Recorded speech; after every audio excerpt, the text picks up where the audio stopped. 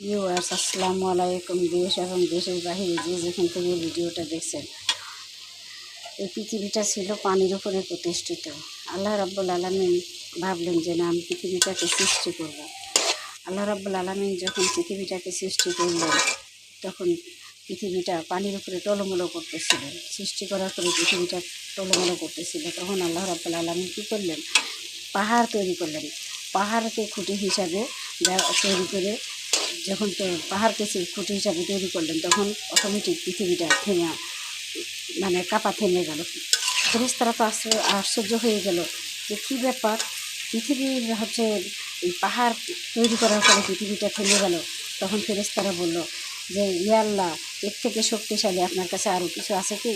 তখন আল্লাহ রাব্বুল আলামিন বললেন যে হ্যাঁ আছে। তো বললো সেটা কি?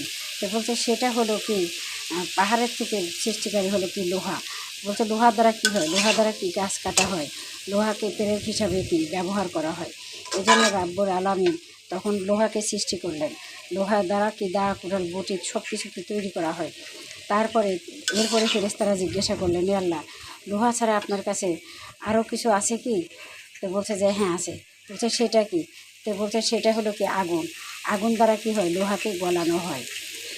তারপরে বলছে যে ফেরেশতারা আবার বলছে আল্লাহ, এর থেকে শক্তিশালী আরও কিছু আছে কি? তো বলছে যে হ্যাঁ আছে। বলছে সেটা কি? বলছে পানি। পানি দ্বারা কী হয়? আগুনকে নিবানো হয়। এরপরে ফেরেশতারা আবার জিজ্ঞাসা করলেন, এ আল্লাহ, এর থেকে শক্তিশালী আরও আছে কি? তখন বলে যে হ্যাঁ আছে। বলছে সেটা কি? সেটা হলো বাতাস। বাতাস দ্বারা কী হয়? পানিকে নিবানো হয়।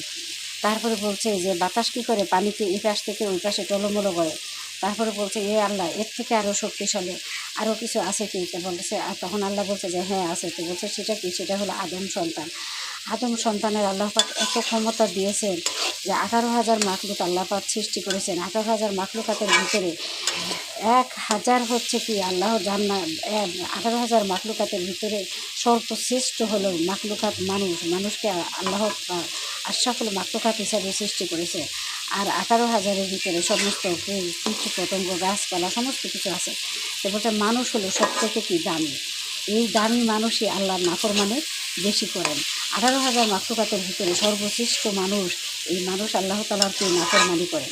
বলছে গাছের কি জীবন আছে? হ্যাঁ, গাছের জীবন আছে। গাছ কী করেন? গাছ যখন গাছ জিকির করতে থাকেন সবসময়। বলছে যে একটা গাছ যে কেউ বলবে, তার জন্য জান্নাতে একটা ফলের গাছ তৈরি হয়ে যাবে। গাছ লাগানো কি শূন্য? সে বলছে এই গাছ কী করে? আমাদের ফল মূল দেয়, ছায়া দেয়, জ্বালানি কাঠ হিসাবে ব্যবহার করে। গাছের এতটা উপকারিতা। এই গাছের থেকে আমরা কি পাই? উপকার পাই। তারপরে বলছে যে এর থেকে দামি কিছু আরও আছে কি? তখন আল্লাহ রাব্বুল আলামিন বলছেন যে হ্যাঁ আছে। ও তারপরে বলছে যে গাছ থেকে আমরা কি সমস্ত কিছু পাই। এই গাছ আমাদেরকে আলো ছায়া দান এবং ফলমূল দিয়ে থাকে।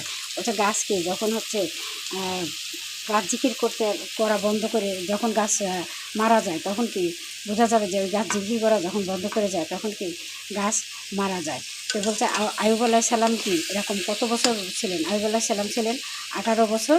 কি তার শরীরকে পোকায় খেয়েছে। 18 বছর আইয়ুব আলাইহিস সালাম দেখে অসুস্থ ছিল। তার সমস্ত জিহ্বা ছাড়া তার সমস্ত শরীর মোবারকে কি পোকা খেয়েছে। বলছে আমরা যখন কি পোকা খেয়েছি, আমরা যখন কি নামাজে দাঁড়াই, তারপরে আইয়ুব আলাইহিস সালাম এক দিনে 1 সেকেন্ডের জন্য আল্লাহর ইবাদত বন্দিগিরি করা কি বন্ধ করে না। আইয়ুব আলাইহিস সালামকে কী করছিলেন? আল্লাহ পাক পরীক্ষা করছিলেন। শয়তান এসে আল্লাহকে বলছিলেন যে হে আল্লাহ, আপনি আইয়ুব আলাইহিস সালাম অনেক ছিলেন কি অনেক ধনী, তার গরু ছাগল ভেড়া মোষ সমস্ত কি গোয়াল ভর্তি ছিল। তখন শয়তান এসে আল্লাহকে বলে যে আল্লাহ, আপনাকে আইয়ুব আলাইহিস সালাম এই জন্যে আপনার বেশি বেশি ইবাদত করে। সে ছিল কি আইয়ুব আলাইহিস সালামকে আপনি অনেক ধন সম্পদ দিয়েছেন। এই ধন সম্পদের জন্য আইয়ুব আলাইহিস সালাম আপনার এত ইবাদত বন্দিগিরি করে। আপনি এগুলো তুলে নেন, তাহলে আইয়ুব আলাইহিস সালাম আর কখনো কি আপনার ইবাদত বন্দিগিরি করে না। তখন শয়তান কি আল্লাহর সাথে চ্যালেঞ্জ ধরে। তখন আল্লাহ এক এক করে আইয়ুব আলাইহিস সালামের সমস্ত ধন সম্পদ সমস্ত কিছু কি তুলে নেয়। গরু ছাগল ভেড়া মোষ সমস্ত কিছু তুলে নেয়। তখন শয়তান এসে আইয়ুব আলাইহিস সালামকে বলেন, হে আইয়ুব, আজকে দেখো যে আল্লাহ পাক তোমার সমস্ত কিছু কি কেড়ে নিয়েছে। তোমার আজকে গরুর পাল মারা গেছে। আজকে কি এরকম 150 গরু ছিল, রাখাল মাঠে নিয়ে গেছে। তখন রাখাল এসে বলে সেই গরু আর নাই। আজকে মোষ নিয়ে গেছে, সেই মোষ এসে বলে 2-300 মোষ নাই। ভেড়া নিয়ে গেছে নাই, উট নিয়ে গেছে নাই, ছাগল নিয়ে গেছে নাই, একটার পর একটা দুঃসংবাদ আসে। আর তখন শয়তান এসে বলে, দেখো আল্লাহ পাককে তুমি বলছো যে আল্লাহ তোমাকে ভালোবাসে, আল্লাহ পাককে তুমি নাফরমানি করো না, অথচ এই আল্লাহ তোমার এক এক করে সমস্ত কিছু কি ধন সম্পদ নিয়ে নিচ্ছে এবং তোমাকে কি ভিখারি করে দিচ্ছে। তখন শয়তান বলে, আর আইয়ুব আলাইহিস সালাম বলেন যে আল্লাহ যেটা ভালো লাগবে আল্লাহ সেটা করবে, এতে আমি শুকরিয়া আদায় করি। এরপরে যখন আল্লাহ পাক আইয়ুব আলাইহিস সালামের সমস্ত কিছু নিয়ে নিল এবং তার সন্তান দিয়ে ঘর ভেঙে তার সন্তান দিয়ে সব ঘরের নিচে পড়ে মারা গেল, তার 7টা বিবি এক এক করে সমস্ত বিবিরা কি এরকম আইয়ুব আলাইহিস সালামকে রেখে চলে যেতে লাগলো। একমাত্র বিবি রহিমা তাকে নিয়েছিল, আর সমস্ত বিবিরা কি ওখান থেকে চলে যায় আইয়ুব আলাইহিস সালামকে নিয়ে। আইয়ুব আলাইহিস সালাম একদিনকে কী করছিলেন, তার সমস্ত শরীরে যখন এরকম ঘায়ে ছড়ায় যায়, শুধু জিহ্বাটা বাকি, জিহ্বা মুবারকটা বাকি ছিল। আইয়ুব আলাইহিস সালাম প্রতিদিন আল্লাহর কাছে নামাজ পড়ে শুকরিয়া করতেন, আদায় করতেন আর বলতে, হে আল্লাহ তুমি শুধু আমার জিহ্বাটা ভালো রেখো, আমি যেন তোমার নাম স্মরণ করতে পারি। আইয়ুব আলাইহিস সালাম একদিনকে কী করছিল, গ্রামের লোকজন আইয়ুব আলাইহিস সালামকে গ্রাম থেকে বের করে যায়। একটা জন বলে যে গ্রাম থেকে তাকে আইয়ুব আলাইহিস সালামকে ফেলে দিয়ে আসো, কারণ তার শরীর দিয়ে দুর্গন্ধ বের হচ্ছে, গ্রামের লোকজন টিকতে পারে না। এই জন্য আইয়ুব আলাইহিস সালামকে কী করেন, গ্রামের বাহিরে রেখে আসেন। আইয়ুব আলাইহিস সালামের শরীর দিয়ে এত দুর্গন্ধ বের হয়, আইয়ুব আলাইহিস সালাম কী করেন, তাকে নিয়ে গ্রামের ভিতরে একটা গাছের নিচে রেখে আসে, একটা মা কলার পাতার উপরে শোয়ায় রেখে আসে। তখন তাদের ঘরে কোনো খাবার নাই, কী খাবার দেবে। রহিমা বিবি মানুষের বাসায় কাজ করতে যায়, কাজ করে এনে সারাদিন সে কাজ করে, মানুষের বাসায় কাজ করে এসে সে কী করে, স্বামীকে খেতে দেয়। একদিন এরকম কাজ করতে গেছে, সেখানেও শয়তান গিয়ে কী করে, বদমাইশি করে। তখন যার বাসায় যায় সেই বাসায় থেকে কী করে, তাকে এরকম কাজে থেকে বের করে দেয়। শয়তান যায় চক্রান্ত করে সেখান থেকে কাজে বের করে দেয়। সারাদিন পরে এসে দেখে ক্ষুধার্ত স্বামীকে কী খেতে দিবে, তখন সে আবার কাজের খোঁজে বের হয়ে যাওয়ার পরে তখন শয়তান এসে রহিমাকে বলে, তুই কী কর। রহিমার মাথায় অনেক বড় বড় চুল ছিল, অনেক লম্বা লম্বা বড় বড় চুল ছিল। তখন বলে, তুই কী কর, এই চুলগুলো বিক্রি করে দে, এই চুলগুলো বিক্রি করলে তুই তোর স্বামীর জন্য খাবার নিয়ে যেতে পারবি। সে নিজের চিন্তা কখনো করে না, তার স্বামী চিন্তা করছে। তখন রহিমা বিবি কী করেন, তার মাথার চুল বিক্রি করে দেয়। এইদিকে শয়তান এসে আইয়ুব আলাইহিস সালামকে বলেন, তোমার বিবি কি এরকম নোংরামি করছে, নষ্টামি করছে, তাই তোমার বিবিকে কী করছে, চুল কেটে গ্রাম থেকে বের করে দিয়েছে। রহিমা যখন তার স্বামীর জন্য চুল বিক্রি করে টাকা দিয়ে খাবার নিয়ে আসে, তখন আইয়ুব আলাইহিস সালাম তাকে ভুল বুঝে তাকে কী করে, সেই খাবার খায় না। তখন আল্লাহর তরফ থেকে জিবরাইল আলাইহিস সালাম এসে বলে যে না, রহিমা বিবি কি, ও তখন বলে যে তাকে চাবুক মারবে। চাবুক মারার বলে যে আল্লাহ, ও যদি অসতী হয়ে থাকে তাহলে আমি রহিমাকে 7টা চাবুক মারব। এই কথা বলার পরে তখন সমস্ত ফেরেশতারা বলে যে আল্লাহ, এটা তো অন্যায় হচ্ছে।